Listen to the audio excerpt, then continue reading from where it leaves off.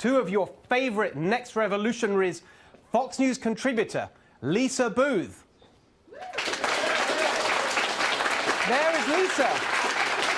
And former Bernie Sanders national staffer Tezlyn Figaro. Come on, Tezlyn. And joining them tonight, our first surprise guest, please welcome former campaign manager for President Trump, Corey Lewandowski.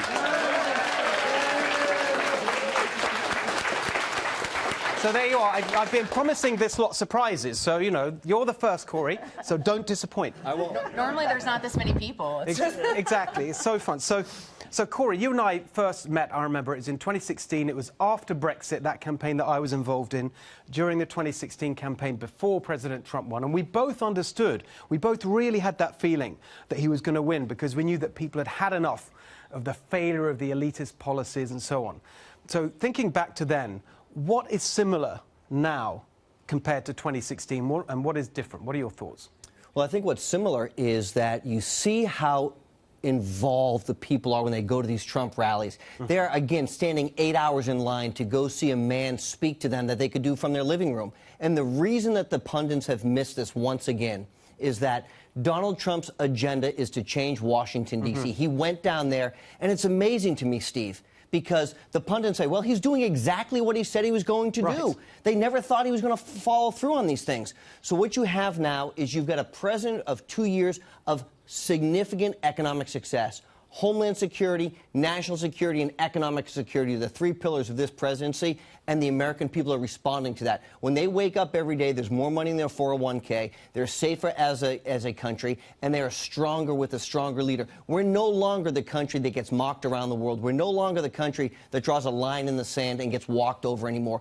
The American people have responded for strong leadership, and they know if they go backwards in this coming election and they put the Democrats in charge of the House of Representatives, Nancy Pelosi has already said she will use the power of the subpoena to hold her position and keep the president from achieving his agenda. The American people don't want. They want to continue to move in the right direction. So I see a lot of similarities there. But the biggest thing that I see, the biggest similarity is how wrong the mainstream media is. Look, Nate Silver today said the Democrats could win or the Republicans could win. They're both just as likely. Well, of course that's not the case, but they were so wrong 2 years ago that when we woke up on election morning, you remember, the New York Times said there was a 1% chance Donald Trump is going to be elected president. Not like 2% or 3%. There's only two people in the race. He had a 1% chance. So the American people are smart. They vote, and they wanted change. They now have that change, and I don't believe they're going to go back in the wrong direction. You're going to see an increase in the Senate for the Republicans, and you're going to see the Republicans hold the majority of the House by the slimmest of margins. Yeah, you're so right. What do you think of that? Do you agree with that? Okay.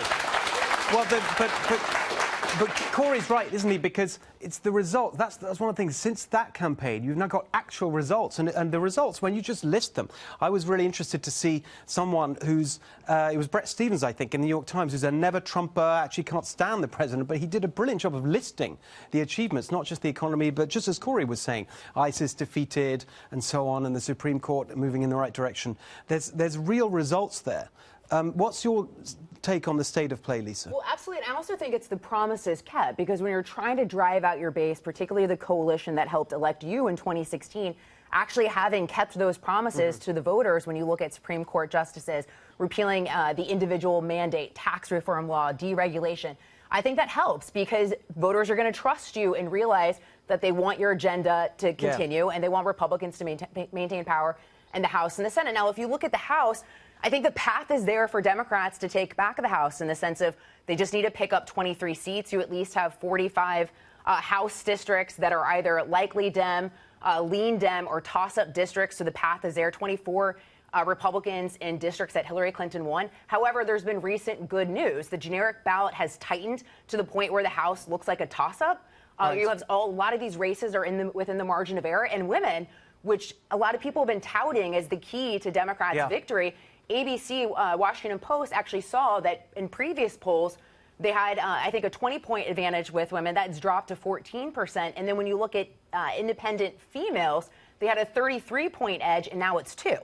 Well, so that's something to look for as well. And the thing that's really important, you know, in the end, if you want it, you've got to go and vote for it. Let's just have a show of hands from the audience. So far, there's been so much talk about early voting. Who's voted already? Not that many. Okay, so who is planning to vote?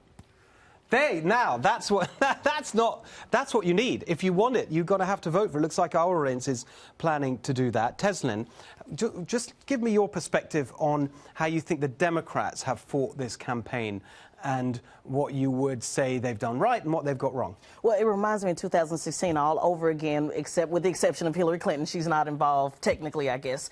But it's all come down to emotions versus the economy. Either you're voting on economy or you're really voting on emotion. And Democrats have truly, I mean, you just look at ad after ad after ad. I come from the great state of Texas, so ad after ad is either too liberal or too radical. Democrats are pushing radical, not really focusing on the issues of Texas. Texas has created more jobs than any state since 2008 combined. So we do a really good job on job economics, regardless of the administration. Texas has stayed pretty strong with that. But you look at how well Governor Abbott is doing compared to Ted Cruz. So when people say, well, even though Ted Cruz is doing very well, it would take Democrats, I believe, if every Democrat in Texas voted, you still would be behind, 500,000 votes. But just to have the energy that you see with Beto, not because I believe he's just some great messiah, great candidate, but because maybe Ted Cruz, people aren't on his board as Ted Cruz as they should be. But look at what Governor Abbott has been able to do. So this has really just come down to emotion versus economy. Democrats are pushing emotion, not necessarily focus on the issues of the economy, because that's where they'll see. Well, we'll see who wins out. I just want to get a quick perspective from our audience. I know Michelle had an interesting perspective. Where is Michelle? There you are. So actually, by the way, I really wanted to talk to you because I think that you are perhaps the person who's travelled furthest to get here. Tell us where you've come from. From Hawaii, Kauai. From Kauai. So tell us what you're thinking about in terms of this election. Actually, the thing that troubles me so much is that lack of respect and the great emotional divide, using your word, Tezlyn. It breaks my heart that people can't talk to each other. And I would love to know if anybody has some tips, not only for me, but for other people, on how we can have more respect, give each other the benefit of the doubt, the empathy that we need to have to understand diverging opinions. Well, very much the aloha spirit there, if I may say. But what do you mean coming together around specific issues and policies and finding common ground? Is that what you're thinking of? Well, actually, I don't know if common ground is the necessity there. I think the necessity is respect, and so that we can learn from each other. We may have different opinions, but how can we just listen to each other? Right. Because we're going to have different opinions, but perhaps we can get to the point where we can see that we both want the good things for our country and for our communities.